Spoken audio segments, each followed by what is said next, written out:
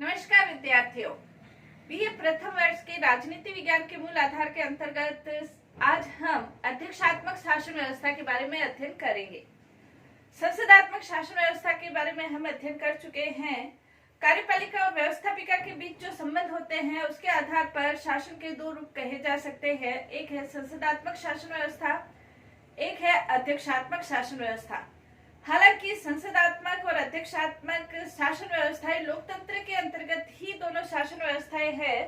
लोकतंत्रात्मक शासन व्यवस्थाओं के अंतर्गत ही संसदात्मक शासन व्यवस्था का भी रूप ले सकते हैं, अध्यक्षात्मक शासन व्यवस्था का भी रूप ले सकते हैं। संसदात्मक शासन व्यवस्था के अंतर्गत कार्यपालिका और व्यवस्थापिका के बीच घनिष्ठ संबंध रहता है। अध्यक्षात्मक शासन व्यवस्था के बीच कार्यपालिका और व्यवस्थापिका के बीच घनिष्ठ संबंध नहीं रहता। या कह सकते हैं कि अध्यक्षात्मक शासन व्यवस्था मॉन्टेस्क्यू ने जो शक्ति पृथक्करण का सिद्धांत दिया है, शक्ति पृथक्करण सिद्धांत के अनुरूप अध्यक्षात्मक शासन व्यवस्था प्रतिपादित की जाती है और अध्यक्षात्मक शासन व्यवस्था में कार्यपालिका पृथक रूप से कार्य करती है, व्यवस्थापिका पृथक रूप से कार्य करती है। तो अध्यक्षात्मक शासन व्यवस्था संसदात्मक शासन व्यवस्था जहां केंद्र बिंदु संसद है, अध्यक्षात्मक शासन व्यवस्था जहां पर केंद्र बिंदु संसद है, अध्यक्षात्मक शासन व्यवस्था जहां पर केंद्र बिंदु अध्यक्ष है। अध्यक्ष किसका अध्यक्ष? जो पूरे शासन का अध्यक्ष है, यानी कि राष्ट्रपति। अमेरिका के अलावा ब्राजील के अंतर्गत, दक्षिणी अमेरिका के अंतर्गत अध्यक्षात्मक शासन व्यवस्था को लागू किया गया है। अध्यक्षात्मक शासन व्यवस्था क्या है? इसके अंतर्गत गेटल के शब्दों में हम कह सकते हैं कि अध्यक्षात्मक शासन वह प्रणाली है जिसमें कार्यपालिका प्रधान अपने कार्यकाल और बहुत सीमा तक अपनी नीतियों और कार्यों के बारे में विधानमंडल से स्वतंत्र होता है। वो अपने कार्यकाल के बारे में भी, अपनी सीमाओं के बारे में भी, अपनी नीतियों और कार्यों के बारे में भी विधानमंडल यानी कि संसद से स्वतंत्र होता है। कहने का तात्पर्य यह है कि संसद अध्यक्ष है, अध्यक्ष को या राष्ट्रपति को उसके पद से नहीं हटा सकती। राष्ट्रपति संसद के प्रति उत्तरदायी नहीं होता है और वो स्वतंत्र रूप से अपनी नीतियों और कार्यों को लागू करता है। तो उसे अध्यक्षात्मक शासन व्यवस्था कह सकते हैं। कहने का तात्पर्य यह है कि अध्यक्षात्मक शासन व्यवस्था शक्ति पृथक्करण के रूप में कार्य करती है, के आधार पर कार्य करती है। इसके अंतर्गत जो अध्यक्ष है यानी कि जो राष्ट्रपति है वो संसद में से नहीं लिया जाता, बल्कि संसद से अलग राष्ट्रपति का जो चुनाव होता है वो अलग चुनाव होता है। जैसे अमेरिका के अंतर्गत हमने अभी देखा कि राष्ट्रपति का जो चुनाव है वो बिल्कुल अलग है और जनता के द्वारा वो चुना जाता है।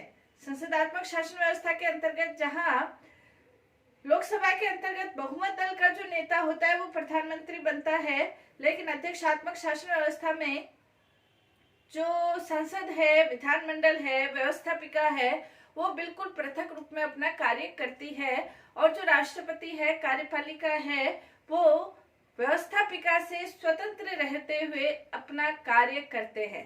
तो इसके क्या लक्षण हैं? अध्यक्षात्मक शासन व्यवस्थाओं को और अधिक स्पष्ट रूप से समझने के लिए इसके क्या लक्षण हैं, क्या विशेषताएं हैं, उसका भी हम अध्ययन करेंगे। जैसे पहला इसकी विशेषता है कार्यपालिका और व्यवस्थापिका का पृथक्करण। कार्यपालिका अलग है, व्यवस्थापिका अलग है। सरकार के 3 अंग है, कार्यपालिका, व्यवस्थापिका और न्यायपालिका। कार्यपालिका का कार्य प्रशासन को लागू करना, व्यवस्थापिका का कार्य कानून का निर्माण करना। तो अध्यक्षात्मक शासन व्यवस्था शक्ति पृथक्करण के आधार पर कार्य करती है और शक्ति पृथक्करण के आधार पर कार्य करने के कारण यहाँ पर कार्यपालिका व्यवस्थापिका से पृथक है।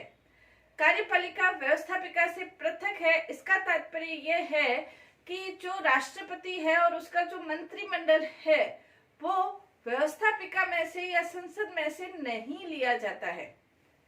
संसदात्मक शासन व्यवस्था में कार्यपालिका के अंतर्गत वही मंत्री बनते हैं जो कि संसद के सदस्य होते हैं और संसद के सदस्य नहीं होते तो उन्हें 6 माह के भीतर संसद का सदस्य बनना पड़ता है। अध्यक्षात्मक शासन व्यवस्था में यदि संसद के सदस्य हैं, व्यवस्थापिका के सदस्य है, तो उन्हें संसद की सदस्यता से त्याग पत्र देना पड़ता है। यानी कि कार्यपालिका अलग है और व्यवस्थापिका अलग है। राष्ट्रपति का जो चुनाव होता है वो लोकसभा या जैसे अमेरिका के अंतर्गत प्रतिनिधि सभा है, निम्न सदन को प्रतिनिधि सदन कहते हैं। तो प्रतिनिधि सदन अपने बहुमत दल के नेता को राष्ट्रपति नहीं बनाता है अमेरिका के अंतर्गत। वहां पर राष्ट्रपति का जो चुनाव है वो जनता के द्वारा अप्रत्यक्ष रूप से राष्ट्रपति का चुनाव अलग से पृथक से किया जाता है। और राष्ट्रपति को अपना जो मंत्रिमंडल बनाना होगा, राष्ट्रपति के पास अपने कार्यों नीतियों को लागू करने के लिए मंत्रिमंडल की आवश्यकता है। मंत्रिमंडल के सदस्य वहां भी होते हैं, लेकिन वो संसद के सदस्य नहीं होते। इसलिए कहा है कि कार्यपालिका अलग है और व्यवस्थापिका अलग है। कार्यपालिका और व्यवस्थापिका पृथक पृथक है। पृथक रूप से कार्यपालिका अपना प्रशासन को लागू करने का कार्य करती है और व्यवस्थापिका कानूनों का निर्माण करने का कार्य करती है। कार्यपालिका के जो सदस्य है वो व्यवस्थापिका के सदस्यों को कानून निर्माण के कार्यों में सहायता नहीं देते हैं। जबकि संसदात्मक शासन व्यवस्था के अंतर्गत हमने पढ़ा है कि कार्यपालिका के जो सदस्य है वो संसद के अंतर्गत कानून निर्माण के कार्यों में व्यवस्थापिका के सदस्यों को सहायता देते हैं। क्यों देते हैं? क्योंकि मंत्रिमंडल के सदस्य व्यवस्थापिका के या संसद के सदस्य भी होते हैं, तो वो संसद में बैठते भी हैं। कहने का तात्पर्य ये कि अध्यक्षात्मक शासन व्यवस्था के अंतर्गत कार्यपालिका अलग है, पृथक है और व्यवस्थापिका पृथक रूप से अपना कार्य संपादित करती है। तो इसका पहला लक्षण अध्यक्षात्मक शासन व्यवस्था, जिसमें कार्यपालिका और व्यवस्थापिका का पृथक्करण होता है। कार्यपालिका संसद में से नहीं बनती, वो अलग से अपना कार्य करती है। राष्ट्रपति अलग से अपने मंत्रिमंडल का निर्माण करते हैं। इसके अलावा दूसरा इसका लक्षण ये है कि नाम मात्र की और वास्तविक कार्यपालिका में भेद नहीं होता है। संसदात्मक शासन व्यवस्था के अंतर्गत हमने पढ़ा था कि संसदात्मक शासन व्यवस्था में नाम मात्र की कार्यपालिका और वास्तविक कार्यपालिका दोनों के बीच भेद होता है। नाम मात्र की कार्यपालिका के नाम पर सारी शक्तियां लिख दी जाती है, लेकिन उन शक्तियों का प्रयोग प्रधानमंत्री और उसका मंत्रिमंडल करता है। जैसे भारत के अंतर्गत राष्ट्रपति के नाम पर सारी शक्तियां हैं, लेकिन उसका प्रयोग प्रधानमंत्री या मंत्रिमंडल के सदस्य करते हैं। इंग्लैंड के अंतर्गत भी सम्राट या सम्राज्ञी के नाम पर सारी शक्तियां हैं, लेकिन उसका प्रयोग प्रधानमंत्री करता है। तो नाम मात्र की और वास्तविक कार्यपालिका का दोहरा रूप होता है। कहाँ? संसदात्मक शासन व्यवस्था में। अध्यक्षात्मक शासन व्यवस्था के अंतर्गत नाम मात्र की और वास्तविक कार्यपालिका का कोई भेद नहीं होता है। अमेरिका के अंतर्गत जैसे राष्ट्रपति है, तो राष्ट्रपति के नाम पर जो शक्तियां हैं, उन शक्तियों का प्रयोग राष्ट्रपति ही करता है। उसका नाम मात्र की कार्यपालिका और वास्तविक कार्यपालिका में कोई भेद नहीं होता। जैसे अमेरिका के अंतर्गत वर्तमान समय बाइडेन या बिडेन, जो राष्ट्रपति है, वो वास्तविक और नाम मात्र की सारी शक्तियां उन्हीं के पास है। इसके अलावा इसका नेक्स्ट जो लक्षण है, कार्यपालिका के कार्यकाल की निश्चितता होती है। कार्यपालिका का कार्यकाल, जैसे 4 वर्ष के लिए राष्ट्रपति का चुनाव होता है, तो उसके कार्यकाल की जो निश्चितता रहती है, अविश्वास प्रस्ताव पारित करके संसद उसे अपने पद से नहीं हटा सकती है। जैसे संसदात्मक शासन व्यवस्था में होता है कि संसद अविश्वास प्रस्ताव करके कार्यपालिका को उसके पद से हटा सकती है। इसलिए संसदात्मक शासन व्यवस्था में कार्यपालिका के कार्यकाल की अनिश्चितता रहती है। लेकिन अध्यक्षात्मक शासन व्यवस्था के अंतर्गत महाभियोग प्रक्रिया, जो कि एक बहुत दुष्कर प्रक्रिया है, उसके अलावा कार्यपालिका अध्यक्ष को उनके पद से नहीं हटाया जा सकता है।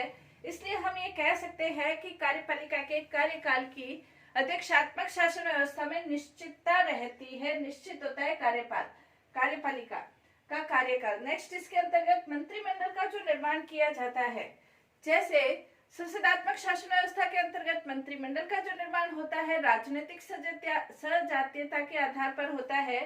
या तो एक ही राजनीतिक दल के सदस्य मंत्रिमंडल के रूप में शामिल होते हैं, या एक ही राजनीतिक गठबंधन के जो सदस्य है वो मंत्रिमंडल में शामिल होते हैं। लेकिन अध्यक्षात्मक शासन व्यवस्था के अंतर्गत जैसे जो बिडेन है या बाइडेन, जो अमेरिका के राष्ट्रपति है, उनको अपना मंत्रिमंडल का निर्माण करना है, तो उसके लिए आवश्यक नहीं है कि वो अपने दल के सदस्यों में से ही मंत्री बनाए। वो किसी भी व्यक्ति को मंत्रिमंडल पद पर नियुक्त कर सकते हैं। किसी भी व्यक्ति को, चाहे वो उसी दल से संबंधित हो नहीं हो, चाहे वो मंत्री हो नहीं हो, चाहे वो सरकारी अधिकारी हो, वो किसी भी व्यक्ति को अब मंत्रिमंडल में शामिल कर सकते हैं। ये पूर्ण रूप से राष्ट्रपति के ऊपर निर्भर करता है। इसमें सजातीयता या सामूहिक उत्तरदायित्व की किसी भी प्रकार की व्यवस्था अध्यक्षात्मक शासन व्यवस्था के अंतर्गत नहीं होती है, और न ही जो मंत्रिमंडल के सदस्य है वो सामूहिक उत्तरदायित्व के आधार पर कार्य करते हैं। तो मंत्रिमंडल का निर्माण पूर्ण रूप से राष्ट्रपति के ऊपर निर्भर रहता है कि राष्ट्रपति किन व्यक्तियों को उनकी योग्यता के आधार पर, कुशलता के आधार पर उनको अपने मंत्रिमंडल में शामिल कर सकता है। नेक्स्ट, इसके अंतर्गत जो मंत्री है वो पूर्ण रूप से राष्ट्रपति के प्रति उत्तरदायी है। राष्ट्रपति किसी भी मंत्री को, किसी भी व्यक्ति को मंत्री पद पर नियुक्त कर सकता है, किसी भी व्यक्ति को किसी भी प्रकार का विभाग प्रदान कर सकता है, और राष्ट्रपति के ऊपर ही यह पूर्ण रूप से निर्भर है कि वो उस व्यक्ति से मंत्री पद को ले ले, उस मंत्री से हटा दे, उसके मंत्री पद से हटा दे, उसे नया मंत्री पद प्रदान कर दे, एक व्यक्ति को 2 विभाग प्रदान कर दे, और अपने कार्यों के लिए जो मंत्री है वो संसद के प्रति उत्तरदायी नहीं है, बल्कि अपने कार्यों के लिए मंत्री राष्ट्रपति पर उत्तरदायी है। राष्ट्रपति उनको विभाग सौंप सकता है, ले सकता है, कार्य दे सकता है, ले सकता है। ये पूर्ण रूप से राष्ट्रपति के ऊपर ही निर्भर करता है। नेक्स्ट, इसके अंतर्गत उत्तरदायित्व का अभाव रहता है। उत्तरदायित्व का अभाव यानी कि अध्यक्षात्मक शासन व्यवस्था के अंतर्गत जो कार्यपालिका है वो संसद के प्रति, व्यवस्थापिका के प्रति उत्तरदायी नहीं होती है। उत्तरदायी नहीं होती है, इसलिए संसद के सदस्य जैसे संसदात्मक शासन व्यवस्था के अंतर्गत उनसे प्रश्न पूछ सकते हैं, निंदा कर सकते हैं और अविश्वास प्रस्ताव पारित करके उनको उनके पद से हटा भी सकते हैं। और यदि कार्यपालिका का विश्वास, बहुमत संसद के अंतर्गत नहीं रहता है, व्यवस्थापिका के अंतर्गत नहीं रहता है, तो कार्यपालिका को अपने पद से त्यागपत्र देना पड़ता है। लेकिन अध्यक्षात्मक शासन व्यवस्था में इस तरह का कोई उत्तरदायित्व नहीं रहता है। संसद के सदस्य कार्यपालिका के सदस्यों को प्रश्न नहीं पूछ सकते, उनके विरुद्ध निंदा प्रस्ताव, स्थगन प्रस्ताव ये पारित नहीं कर सकते, क्योंकि वो उनके प्रति उत्तरदायी नहीं है। और इसीलिए संसद के सदस्य या लोकसभा के द्वारा, या जो अमेरिका के अंतर्गत निम्न सदन है प्रतिनिधि सभा के सदस्य अविश्वास प्रस्ताव पारित करके मंत्रिमंडल के सदस्यों को उनके पद से त्याग पत्र नहीं ले सकते हैं। कहने का तात्पर्य यह है कि वो संसदायित्व का अभाव रहता है। कार्यपालिका के सदस्य संसद के प्रति उत्तरदायी नहीं होते हैं। इसके अलावा जो नेक्स्ट इसका लक्षण है अध्यक्षात्मक शासन व्यवस्था का, अध्यक्षात्मक शासन व्यवस्था के अंतर्गत मंत्रियों की जो स्थिति है वो दुर्बल स्थिति होती है, क्योंकि मंत्री जनता के प्रतिनिधि नहीं होते हैं, बल्कि राष्ट्रपति जिन व्यक्तियों को मंत्री बनाना चाहे वो मंत्री बना सकता है। जनता के प्रतिनिधि मंत्रिमंडल में शामिल नहीं होते हैं, इसलिए मंत्रियों की जो स्थिति है वो दुर्बल स्थिति है, वो पूर्ण रूप से राष्ट्रपति के ऊपर निर्भर करती है। संसदात्मक शासन व्यवस्था के अंतर्गत मंत्रिमंडल जनता के प्रतिनिधि होते हैं, और जनता के प्रतिनिधि होने के कारण जो प्रभावशाली व्यक्तित्व से संपन्न जो व्यक्ति होते हैं वो मंत्रिमंडल में शामिल होने के उनके जो चांस है वो ज्यादा रहते हैं। तो अध्यक्षात्मक शासन व्यवस्था के अंतर्गत मंत्रिमंडल की स्थिति दुर्बल स्थिति होती है। इसी के संदर्भ में वेज हार्ट की कोटेशन है, व्यवस्थापिका और कार्यपालिका शक्तियों की एक दूसरे से स्वतंत्रता। व्यवस्थापिका और कार्यपालिका शक्तियों की एक दूसरे से स्वतंत्रता। कार्यपालिका और व्यवस्थापिका एक दूसरे की शक्तियों से स्वतंत्र रहते हुए कार्य करती है, अध्यक्षात्मक शासन व्यवस्था का विशेष लक्षण है।